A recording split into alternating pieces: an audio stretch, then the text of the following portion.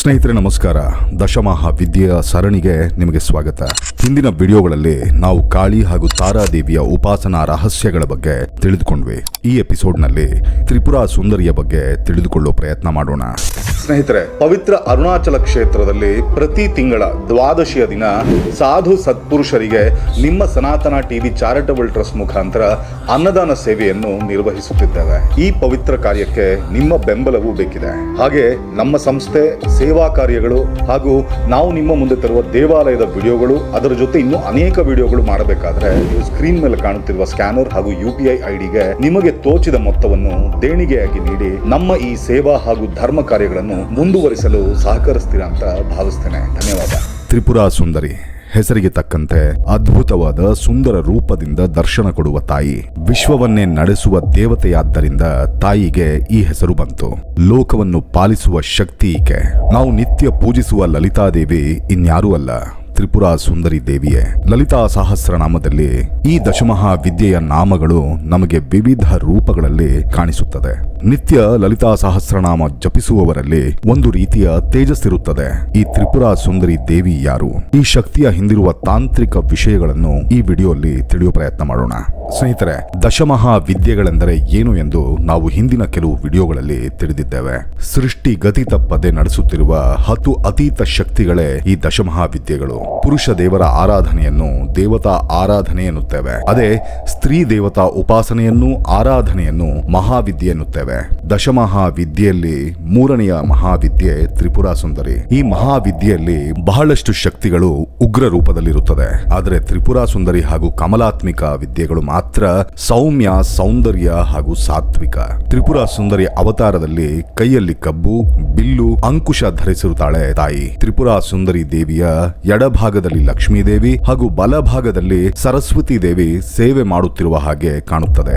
ಇದರ ಅರ್ಥ ಐಶ್ವರ್ಯ ಹಾಗೂ ಜ್ಞಾನ ಈ ಸೃಷ್ಟಿಯಲ್ಲಿ 2 ಶಕ್ತಿಯ ಅಧೀನದಲ್ಲಿರುತ್ತದೆ ಎಂದು. ಅದಕ್ಕೆ ತ್ರಿಪುರಾ ಸುಂದರಿ ಉಪಾಸನೆ ಮಾಡಿದರು, ಲಲಿತಾ ಅಮ್ಮನವರ ಪಾರಾಯಣ ಮಾಡಿದರು, ಐಶ್ವರ್ಯ ಜ್ಞಾನ 2 ವೃದ್ಧಿಯಾಗುತ್ತದೆ ಎಂದು ಗುರುಗಳು ಹಿರಿಯರು ಹೇಳುತ್ತಾರೆ. ಲಲಿತಾ ದೇವಿಯ ತಾಂತ್ರಿಕ ರೂಪವೇ ತ್ರಿಪುರಾ ಸುಂದರಿ. ಸಾಧಾರಣ ದೇವತೆಗೆ ತಾಂತ್ರಿಕ ದೇವತೆಗೆ ವ್ಯತ್ಯಾಸ ಏನೆಂದು ನೀವು ಕೇಳಿದರೆ, ಸುಲಭವಾಗಿ ಹೇಳಬೇಕಾದ್ರೆ ಸಾತ್ವಿಕ ದೇವತೆ ಥಿಯರಿ ಆದ್ರೆ ತಾಂತ್ರಿಕ ದೇವತೆ ಪ್ರಾಕ್ಟಿಕಲ್. ಅಷ್ಟೋತ್ತರಗಳು, ಸಹಸ್ರನಾಮಗಳು, ಸೌಮ್ಯ ಮಂತ್ರಗಳು, ತಾಂತ್ರಿಕ ಮಂತ್ರ ಯಂತ್ರಗಳು ಒಂದು ಫಾರ್ಮುಲಾ ಇದ್ದ ಹಾಗೆ. ನಿರ್ದಿಷ್ಟ ದೇವತೆಗಳಿಗೆ ಒಂದು ರಹಸ್ಯ ಪಾಸ್ವರ್ಡ್ ಇದ್ದ ಹಾಗೆ ಈ ಬೀಜಾಕ್ಷರಗಳು. ತ್ರಿಪುರಾ ಸುಂದರಿ ದೇವಿಯನ್ನು ಷೋಡಶಿ ಎಂದು ಕೂಡ ಕರೆಯುತ್ತಾರೆ. ಈ ಶಕ್ತಿಗೆ ಲಲಿತಾದೇವಿ, ಮಹಾ ತ್ರಿಪುರ ಸುಂದರಿ, ರಾಜರಾಜೇಶ್ವರಿ, ಶ್ರೀವಿದ್ಯಾ ಅನ್ನೋ ಹೆಸರುಗಳೂ ಇವೆ. ಈಕೆಯನ್ನು ತಾಂತ್ರಿಕ ಪಾರ್ವತಿ ಎಂದು ಕೂಡ ಕರೆಯುತ್ತಾರೆ. ತ್ರಿಪುರಾ ಸುಂದರಿಯನ್ನು ಸೌಂದರ್ಯಕ್ಕೆ ಪ್ರತೀಕವಾಗಿ ಸೂಚಿಸುತ್ತಾರೆ. ಈ ತಾಯಿಯ ಉಪಾಸನೆಯಿಂದ ಎಂಥವರಿಗಾದರೂ ಮುಖದಲ್ಲಿ ಅದ್ಭುತ ತೇಜಸ್ಸೊಂದು ಬರುತ್ತದೆ. ಉದಾಹರಣೆಗೆ ಲಲಿತಾ ಸಹಸ್ರನಾಮ ಮಾಡುವವರ ಮುಖದಲ್ಲಿರುವ ವರ್ಚಸ್ಸನ್ನು ಗಮನಿಸಿ. ಎಂಥವರಾದರೂ ಲಲಿತಾ ಉಪಾಸಕನ ಮುಂದೆ ನಮಸ್ಕರಿಸಿ ನಿಲ್ಲುತ್ತಾರೆ. ಅದೇ ಲಲಿತಾ ದೇವಿಯ ತಾಂತ್ರಿಕ ರೂಪವಾದ ತ್ರಿಪುರಾ ಸುಂದರಿಯ ಉಪಾಸಕರಲ್ಲಿ ಈ ಶಕ್ತಿ ಇನ್ನೂ ಜಾಸ್ತಿ ಇರುತ್ತದೆ. ತ್ರಿಪುರ ಅಂದ್ರೆ 3 ಲೋಕಗಳು ಎಂದು, 3 ಸ್ಥಿತಿಗಳೆಂದು ಹೇಳಬಹುದು. ಈ ದೇವತೆ 3 ರೂಪಗಳಲ್ಲಿ ಇರುತ್ತಾಳೆಂದು ಉಪನಿಷತ್ತುಗಳು ಹೇಳುತ್ತದೆ. ಅದೇ ಸ್ಥೂಲ, ಸೂಕ್ಷ್ಮ, ಪರ.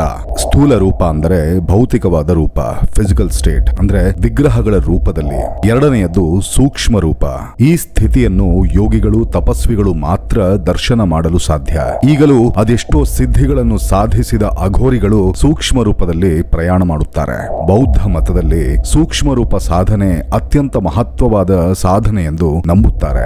ಟಿಬೆಟಿಯನ್ ಗುರುಗಳು, ಲಾಮಾಗಳು ಸೂಕ್ಷ್ಮ ರೂಪದಲ್ಲಿ ವಿಶ್ವದ ಯಾವ ಪ್ರದೇಶಕ್ಕಾದರೂ ಪ್ರಯಾಣಿಸಬಹುದು ಎಂದು ನಂಬುವುದೇ ಅಲ್ಲದೆ ತೀವ್ರ ಸಾಧನೆಯನ್ನು ಮಾಡುತ್ತಾರೆ. 3ನೆಯ ರೂಪ ಪರ. ಇದು ಪರಾಶಕ್ತಿ ಸ್ಥಿತಿ ಅಂದ್ರೆ ಸೃಷ್ಟಿಯನ್ನು ನಡೆಸುವ ಶಕ್ತಿಯನ್ನು ನೇರವಾಗಿ ಅನುಭವಿಸಿ ದರ್ಶಿಸುವುದು. ಇದು ಎಲ್ಲರಿಗೂ ಸಾಧ್ಯವಾಗದು. ಎಷ್ಟೋ ತಪಸ್ಸು ಮಾಡಿದರೂ ಈ ಸ್ಥಿತಿಯನ್ನು ಅನುಭವ ಪಡೆಯಲು ಸಾಧ್ಯವಾಗದು. ಈ 3 ಸ್ಥಿತಿಯಲ್ಲಿ ರೂಪದಲ್ಲಿ ಇರುವವಳು ತ್ರಿಪುರಾ ಸುಂದರಿ. ಒಂದೊಂದು ಸ್ಥಿತಿಗೆ ಒಂದೊಂದು ರೀತಿಯ ಶಕ್ತಿ ಇರುತ್ತದೆ. ಇನ್ನು ತ್ರಿಪುರಾ ಸುಂದರಿಯ ಯಂತ್ರಶಕ್ತಿ ಶ್ರೀಚಕ್ರ. ಶ್ರೀಚಕ್ರದ ಬಗ್ಗೆ ಎಲ್ಲರಿಗೂ ತಿಳಿದ ವಿಷಯವೇ.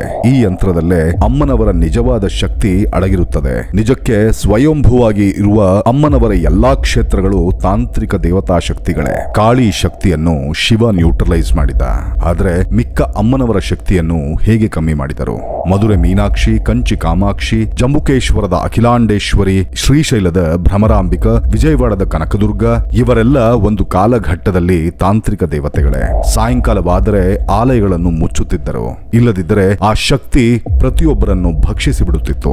ಆಗ ಜಗದ್ಗುರು ಆದಿಶಂಕರಾಚಾರ್ಯರು ಬಹಳ ಶಕ್ತಿಗಳನ್ನು ನಿಯಂತ್ರಿಸಿದರು. ಹೇಗೆ ಅಂದ್ರೆ ಪ್ರತಿ ಆಲಯದಲ್ಲೂ ಅಮ್ಮನವರ ಗರ್ಭಗುಡಿಯಲ್ಲಿ ಶ್ರೀಚಕ್ರವನ್ನು ಪ್ರತಿಷ್ಠಾಪಿಸಿದರು. ಅಮ್ಮನವರ ಶಾಂತ ಶಕ್ತಿಯನ್ನು ಮಾತ್ರ ಭೌತಿಕವಾದ ವಿಗ್ರಹ ರೂಪದಲ್ಲಿ ಇಟ್ಟರು ಮತ್ತು ತಾಂತ್ರಿಕ ಶಕ್ತಿಯನ್ನು ಈ ಚಕ್ರದಲ್ಲಿ ಇರುವ ಹಾಗೆ ಅಮ್ಮನವರನ್ನು ಪ್ರಾರ್ಥಿಸಿದರು. ಹೀಗೆ ಪ್ರತಿ ಅಮ್ಮನವರ ಆಲಯದ ಶ್ರೀಚಕ್ರದಲ್ಲೂ ಅಮ್ಮನವರ ನಿಜವಾದ ಶಕ್ತಿ ಇರುತ್ತದೆ. ಶಂಕರಾಚಾರ್ಯರು ಮಾಡಿದ ಈ ಮಹತ್ ಕಾರ್ಯದಿಂದ ಅಮ್ಮನವರು ಈಗ ನಮಗೆ ಶಾಂತ ರೂಪದಲ್ಲಿ ದರ್ಶನ ಕೊಡುತ್ತಿದ್ದಾರೆ. ಮಧುರೆ ಮೀನಾಕ್ಷಿಯ ಇನ್ನೊಂದು ಅವತಾರವೇ ಬಾಲ ತ್ರಿಪುರ ಸುಂದರಿ. ಶ್ರೀಚಕ್ರದಲ್ಲಿ ಒಂದು ಭಾಗ ಪುರುಷ ಶಕ್ತಿ, ಇನ್ನೊಂದು ಭಾಗ ಸ್ತ್ರೀ ಶಕ್ತಿಯಾಗಿ ಇರುತ್ತದೆ. ಈ ಎರಡೂ ಶಕ್ತಿಗಳು ಒಂದು ಬಿಂದುವಿನಲ್ಲಿ ಕೇಂದ್ರೀಕೃತವಾಗುತ್ತದೆ. ಆ ಬಿಂದುವಲ್ಲಿ ಮೂರು ಶಕ್ತಿ ಸೇರಿ ಇರುತ್ತದೆ. ಅದೇ ಇಚ್ಛಾಶಕ್ತಿ, ಜ್ಞಾನಶಕ್ತಿ ಮತ್ತು ಕ್ರಿಯಾಶಕ್ತಿ. ಇಚ್ಛಾಶಕ್ತಿ ಎಂದರೆ ಕೇಳಿದ ವರ ಕೊಡೋ ಶಕ್ತಿ. ಜ್ಞಾನ ಶಕ್ತಿ ಎಂದರೆ ಜ್ಞಾನವನ್ನು ವೃದ್ಧಿ ಮಾಡುವ ಶಕ್ತಿ. ಕ್ರಿಯಾಶಕ್ತಿ ಎಂದರೆ ವರ್ಕ್ ಫೋರ್ಸ್.